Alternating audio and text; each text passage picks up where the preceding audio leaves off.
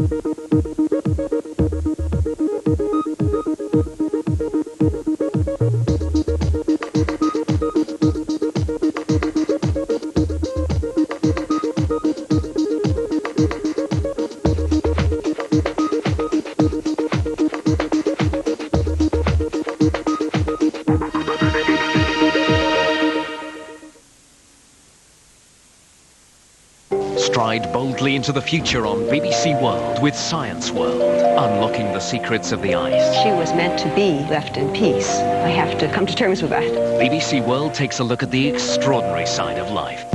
This is the future of war. Investigating.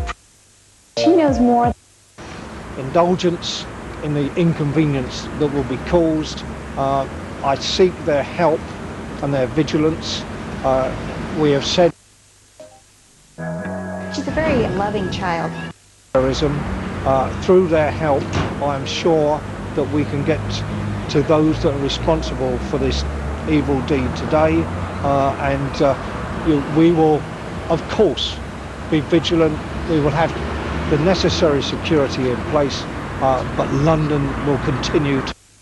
is a success. See the whole picture with Correspondent in 30 minutes on BBC World.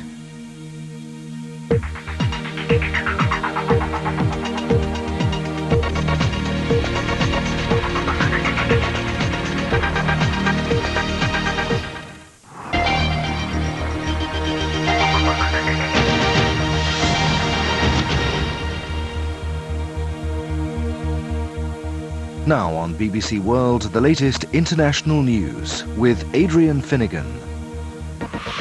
The BBC's television centre in London is evacuated as police begin a major anti-terrorism operation. Bomb disposal experts carry out a controlled explosion outside the BBC building in the west of the capital. The first signs that foot and mouth disease may have reached mainland Europe. And South African teams join efforts to aid the victims of Mozambique's floods.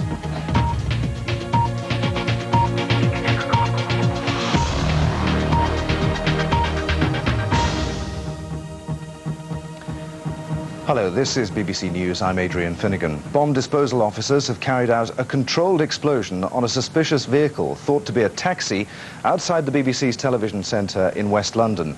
At around 12:30 a.m. there was an explosion at the front of the building. The front of television centre had been evacuated and broadcasting continued throughout. Jane Bennett-Powell reports.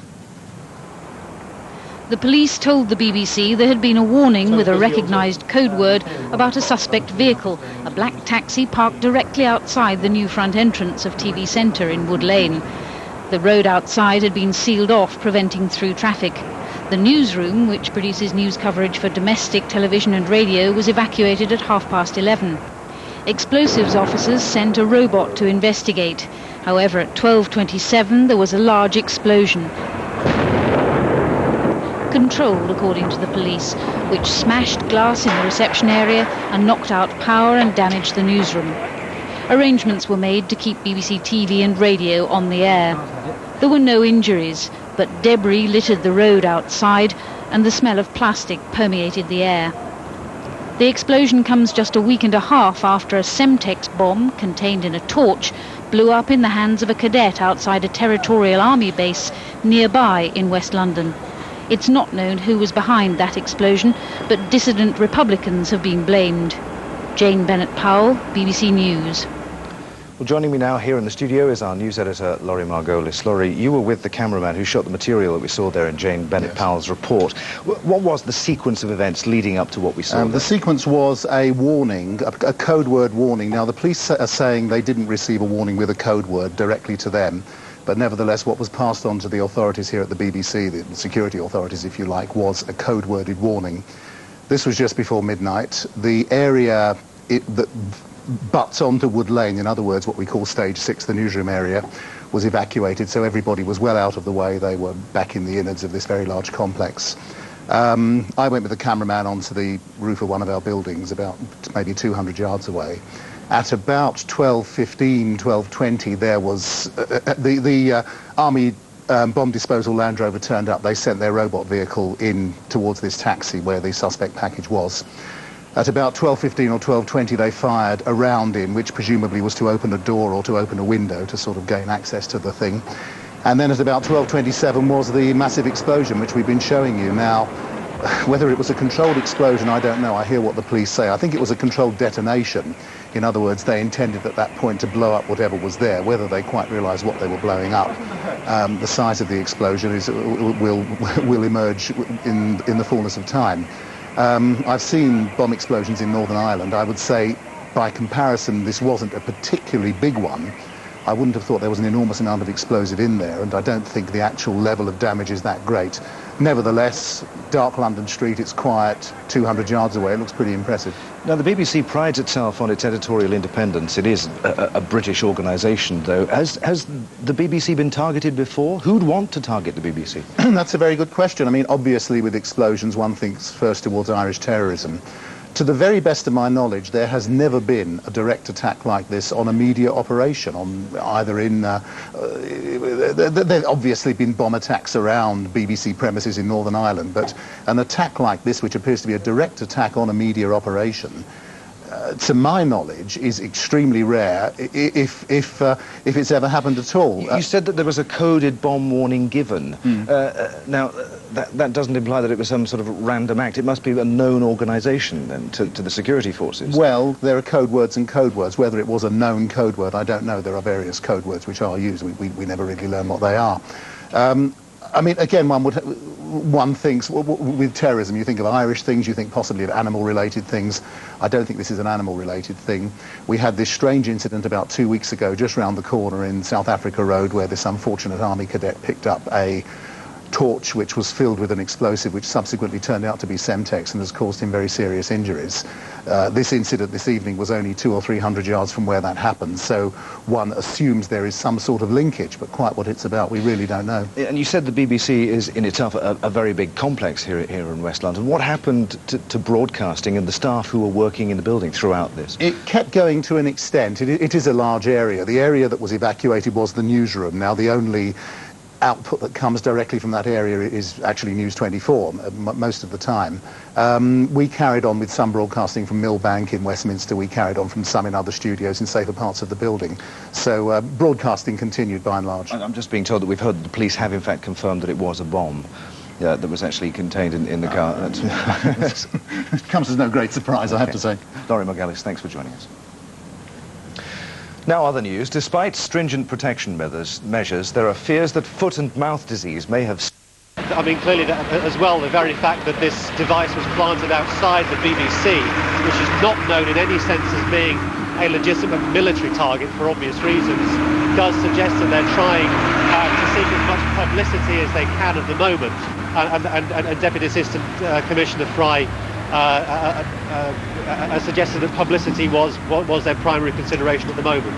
This appears a fairly familiar tactic, maybe on behalf of dissident Republicans, in that they pick targets that aren't necessarily at the moment going to cause great loss of life, but will draw maximum attention to their campaign.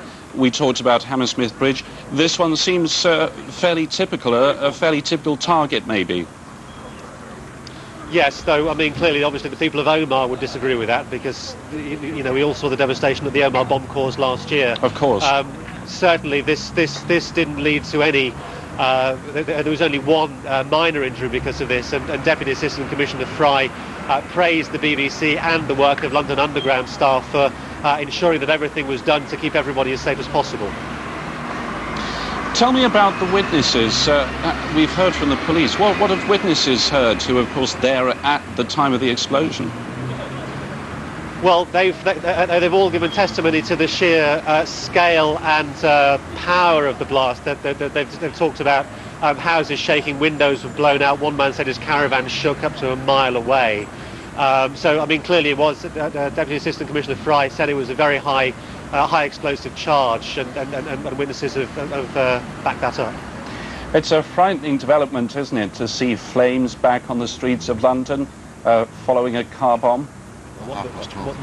What's your memory of it? Just a big bang, everything started shaking. We thought the lorry had something to come off the A40.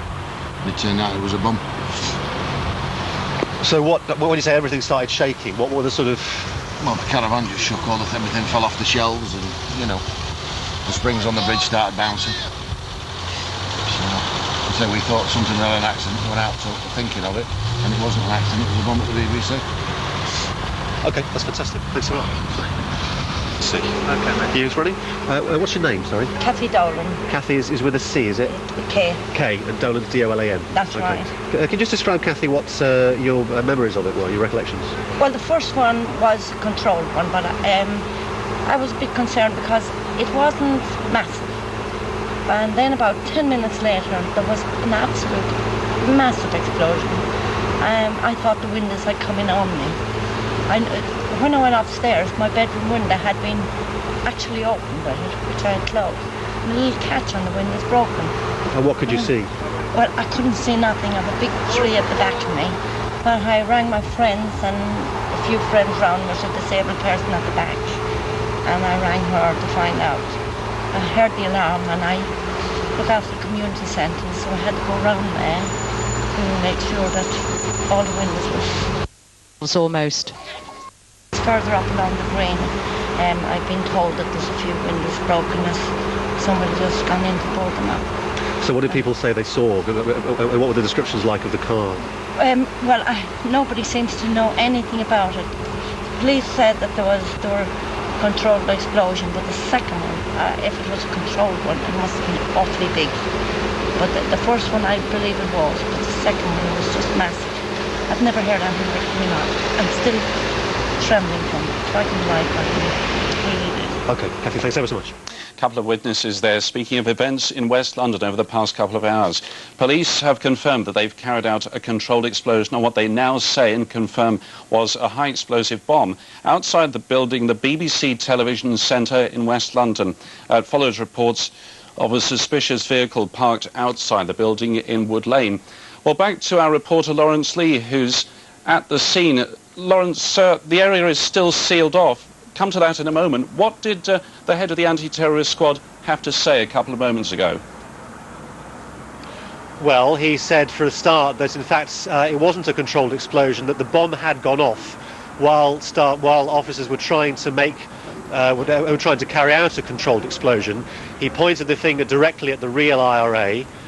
Who he said, because he said a coded warning was issued, the same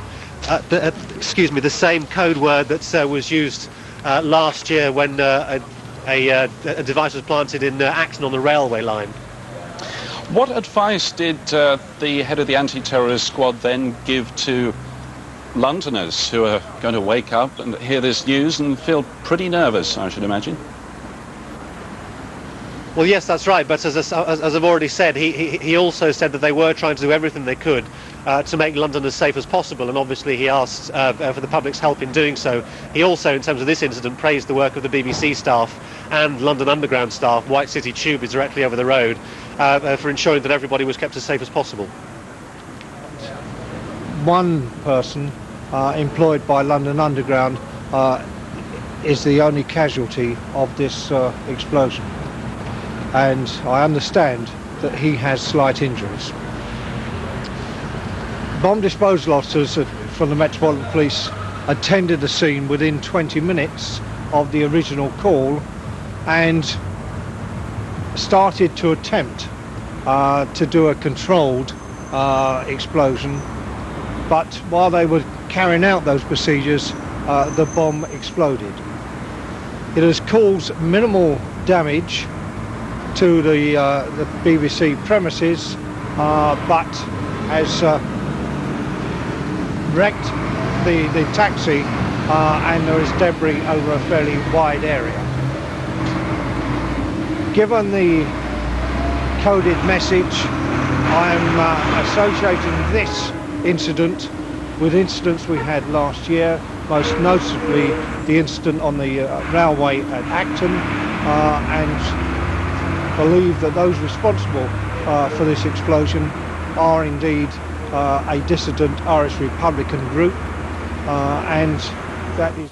The Deputy Assistant Commissioner Alan Fry, the head of the Metropolitan Police Anti-Terrorist Squad, talking about the explosion outside the BBC Television Centre in West London, which we're covering for you live here on Sky News. Our reporter Lawrence Lee is at the scene. Lawrence, Alan Fry just talked about the real IRA there. Extremely significant development, not only in terms of the peace process, but in terms of the safety of Londoners and their future strategy. Yes, I mean, the main significance of it, I think, in one sense, is the size of the bomb. I mean, certainly the bag that was placed on the railway line at Acton was not seen to have a very big device inside it. And the other target, Hammersmith Bridge, was also seen as a soft target, but was also quite a small device. This does appear to have been a much bigger bomb. He described it as being high explosive, and it does appear on one level to be an escalation on the part of the real IRA, and the fact that it was planted outside the BBC, an extremely high profile organisation, which is also a very soft target as well, not by their terms a legitimate target. It has no military significance at all, and has been done for publicity purposes only, but it does look as if they're saying, remember we're here, and remember what we're capable of doing.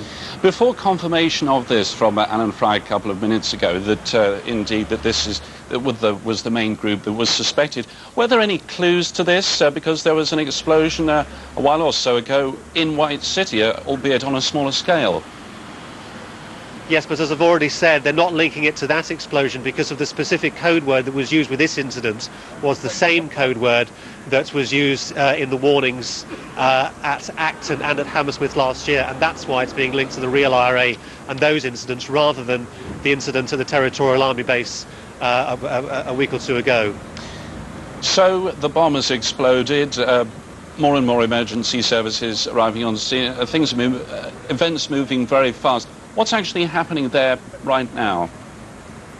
Well, at the moment, as you can see behind me, the area is still sealed off. It is being kept sterile while the police go about their usual business of checking for forensic evidence and so on. Efforts are being made to try to get people back into their homes. It's been very difficult for people living near here because they haven't been allowed through the cordon. But at the moment, that is being eased back gently. It has to be said as well, the police naturally in these sorts of situations do have to check for other devices. Just because one has blown up doesn't mean there aren't any more. So they're going through that whole situation as well. It may be several hours before the whole area is allowed back to return to normal. Now, we understand that employees at the BBC Television Centre, many of course work overnight at that building, hundreds indeed were evacuated. None of them were injured. An employee of London Underground was hurt, as you say, but have they been let back into the building, and indeed local residents? No, as I just said, a lot of local residents haven't been let back in. They're still standing around here waiting to be let through the cordon. In terms of the BBC itself, what the BBC say is that they were asked by the police to evacuate the reception area of Television Centre close to the front, near where this car was parked. Staff who work on BBC television programmes that were going out at that time were moved. For instance, the news programmes were actually moved from their normal area back, further back in the building to a more secure area, and they then carried on doing that. So it wasn't the case that I don't think the whole of the BBC was evacuated, only a certain number were. Lawrence, we have just received confirmation before our very eyes. We have confirmation that it was indeed high explosive. It was a bomb. That's what Alan Fry said a couple of minutes ago. And we have just seen it in the most spectacular and disturbing fashion flames leaping into the air. What else did Alan Fry have to say about this, about the nature of the explosive device? He didn't give very many details. He simply said that it was a very large, high explosive device that went off while his staff were trying to carry out a controlled explosion on it. Really, he gave much more detail about who may have been behind it. As we've said, he pointed directly the finger at the real IRA. I believe the pictures you're referring to were ones, in fact, that were shot by the BBC from a place just over the road while some of their people were evacuated. And as you say, I haven't seen those pictures, but I'm told they are incredibly graphic and give a very good illustration of the scale and the power of the explosion inside this taxi. Lawrence, people are tuning in all the time, and we're updating them on events in West London. Tell us what happened a couple of hours ago. Take us through briefly the sequence of events, starting with, presumably, this coded telephone warning. Yeah, that's exactly right. The police were told that there were two coded telephone warnings, one to an unnamed central London hospital and one to a charitable trust that's again unnamed. The code word that was used was recognised as one that's been used in the past by the real IRA, most notably last year in relation to incidents when a bag with explosive was placed on the railway line at Acton, and the explosion at Hammersmith Bridge last year as well. The police then told the BBC television centre to evacuate staff from the front of the building. That was at about 11:30. At 12:30, while they were attempting to carry out a controlled explosion on a maroon taxi that had been parked in a taxi rank directly outside the front of Television Centre, the bomb went off, as you've said, in spectacular fashion. And the police are pointing the finger directly at the real IRA as being responsible for this. It's being seen as an escalation of the violence, particularly because of the size of the explosion, and they are asking people to be very much on their guard now. And are asking for the public to help just in case any more incidents of this nature come to light in the coming days and weeks. Well, from the pictures that we have just seen from the BBC, it looks like possibly many more lives could have been lost if more people have been closer by, and indeed if there hadn't been a controlled a warning. Yes, that's true. I mean, as you can see in here, it was obviously an extremely powerful explosion, and as I've said, the police have praised the staff at the BBC and London Underground for White City Tube, directly over the road, for acting so promptly and making sure that everybody was kept out of the way. I assume, though I haven't spoken to any BBC staff, that this must have come as an enormous surprise to them. I mean, the BBC, particularly in Northern Ireland, is known to be one of the places to receive coded warnings of bombs placed elsewhere, and certainly they're not seen in any sort of sense as a legitimate target here by the terrorist organisations, and they must have been enormously surprised that this vehicle with the bomb on it was planted directly outside their building. Naturally enough, it is a soft target, and it's extremely evident that this must have been a way for the real IRA to try to get maximum publicity, presumably from their point of view with minimum bloodshed, and as we know, only one person was slightly injured, so to that extent at least I suppose you'd say they succeeded. Well, a couple of moments ago we heard from Deputy Assistant Commissioner Alan Fry. He tried to give us a flavour of how powerful this bomb was,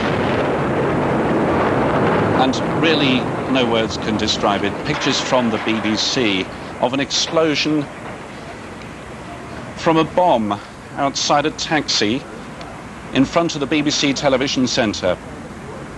Alan Fry just gave a press conference a short time ago, and he gave us further details. One person employed by London Underground is the only casualty of this explosion, and I understand that he has slight injuries.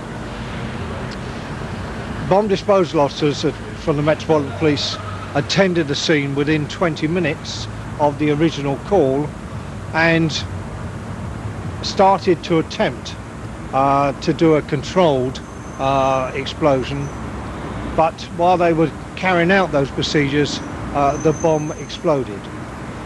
It has caused minimal damage to the BBC premises, but has wrecked the taxi, and there is debris over a fairly wide area. Given the coded message, I am associating this incident with incidents we had last year, most notably the incident on the railway at Acton, and believe that those responsible for this explosion are indeed a dissident Irish Republican group, and tragic and difficult events unfolding in West London. That was the Deputy Assistant Commissioner Alan Fry, the head of the Metropolitan Police Anti-Terrorist Squad. Now, he described it, but we can actually see it. Pictures of this frightening, very frightening explosion, courtesy of the BBC. This is what happened. Police were in the middle of trying to carry out a controlled explosion outside the BBC's news centre in West London when that huge blast went off. Now, a number of witnesses have reported that up to half a mile away, furniture in their house shook. Minimal damage was caused to the BBC news centre itself, but of course the area is going to be cordoned off for quite a while.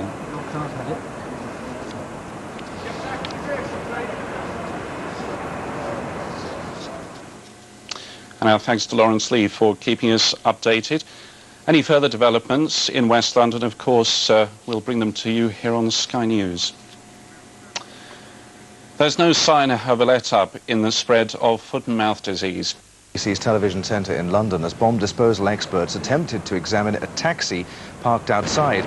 The explosion occurred at around 12:30 a.m. in front of the building. The head of the anti-terrorist squad in London, Alan Fry, has confirmed that it was a bomb of very high explosive. One person was slightly injured. A warning was received before the bomb went off. Police believe dissident Republicans are behind the attack. And that's all from the BBC World Newsroom for the moment. Goodbye.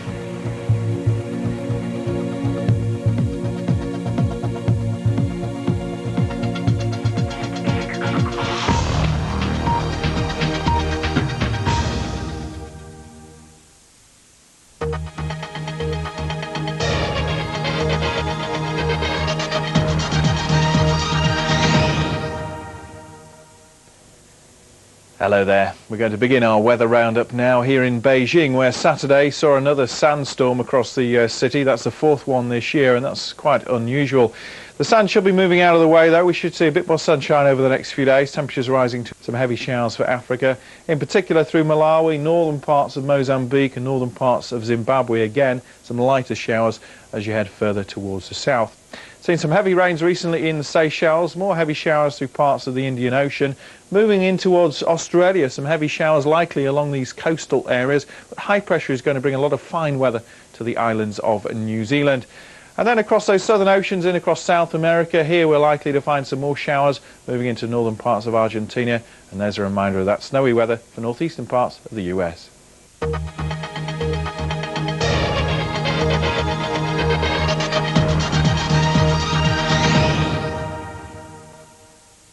The blood gushes in our veins. An unfinished war. It's adventurous. See the whole picture with correspondent next on BBC World.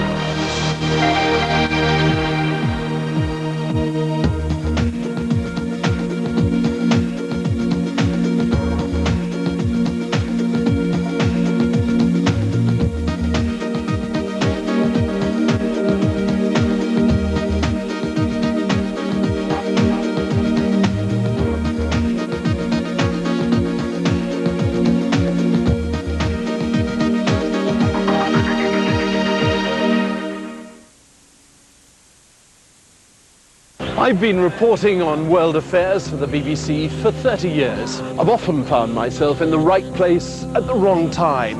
If I've learned anything It's that such events are never black and white. Simpson's World tries to reflect that. I speak to ordinary people as well as world leaders and listen to what they've got to say.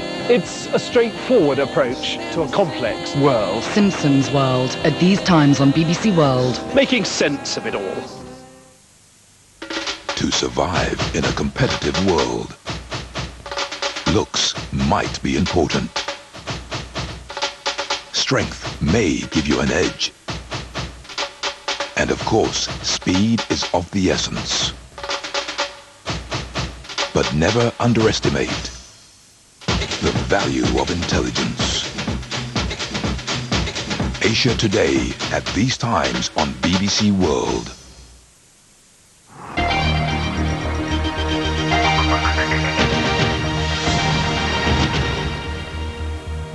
Now on BBC World, the second of a two-part report from Bridget Kendall on Vladimir Putin's first year in office in Correspondent. Hinduja brothers seduce the British establishment. Panorama exposing the truth. Tonight, 10:15, BBC One.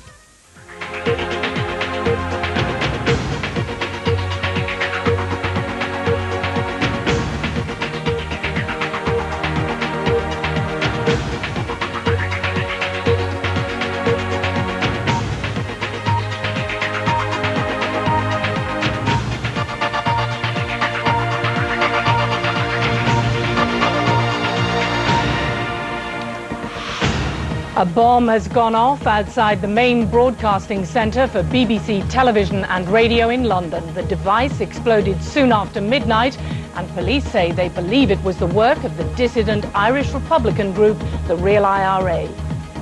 Hygiene officials in the UK are continuing to rush through special licences to allow the first movement of livestock since the outbreak of foot and mouth disease.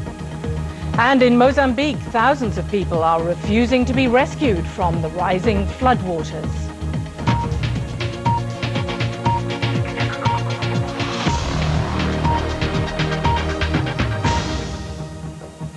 Hello, this is BBC News. I'm Darren Jordan. And I'm Liz Pike. Hello. A bomb has exploded outside BBC Television Centre in London.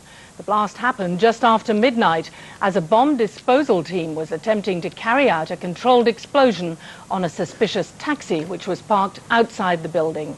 One person was slightly injured in the attack, which anti-terrorist branch officers say they believe is the work of the dissident Republican group, the Real IRA. The area was cleared after two coded warnings to a charity and a hospital. Then this. High explosives packed into a taxi outside the BBC. The police said it was a big device. It went off as bomb disposal experts were attempting to carry out a controlled explosion. The blast could be heard 7 miles away and debris was showered over a large area. The anti-terrorist branch was certain they knew who was behind the car bomb. Given the coded message, I'm associating this incident with incidents we had last year, most notably the incident on the railway at Acton, and believe that those responsible for this explosion are indeed a dissident Irish Republican group, and that is where we are commencing this investigation. There was only one casualty, a London Underground worker. Staff at the BBC were given enough warning to evacuate the front of the centre before the bomb went off. Windows were blown out and the building shook with the force of the blast. The fireball seemed to fill all of your vision for a time. There was obviously a huge bang and you could feel it, not debris, but you could certainly feel the force of the explosion about 200 yards away. It is very startling, however many times you think you've seen it. I haven't been that close to the explosion before. I've seen the aftermath, but this is the first detonation I've seen, and it was quite an experience, a huge orange fireball and a pall of smoke that even in the night sky was quite visible. BBC programmes were disrupted for a time as staff set up operations in other parts of the building, and large areas have been cordoned off. Last year, the Real IRA launched a rocket grenade attack on the MI6 headquarters in London, and the police have been on high alert since then.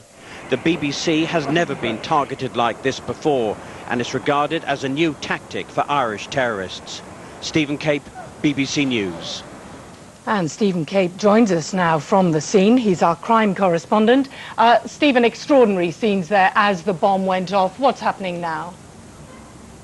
Well, basically, forensic teams are here now. They're going through the area very carefully. We do know that in a few minutes, a camera crew will be allowed into the area to actually look at the damage, look at the wreck, obviously, of the taxi, and probably film the outside of the BBC building, which is really an indication that a lot of the work has been